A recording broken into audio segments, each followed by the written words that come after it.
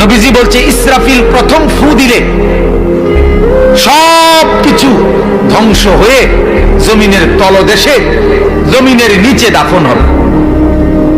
দ্বিতীয়বার যখন ফু দিবে আবার সবকিছু জমিনের তলদেশ থেকে হাসরের ময়দানে উঠবে।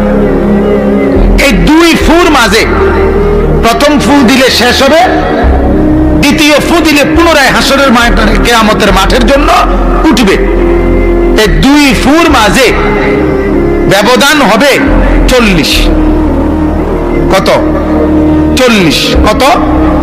এখানে হাদিসের ব্যাখ্যায় আছে, ওই সাহাবী রাবী বর্ণনাকারী সাহাবী বলেন, আমি জানি না সেই 40টা বলতে নবী কি বুঝাইতে চাইছেন।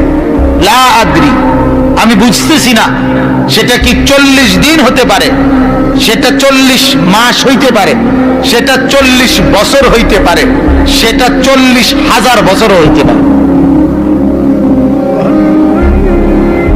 40,000 বছরও হইতে পারে।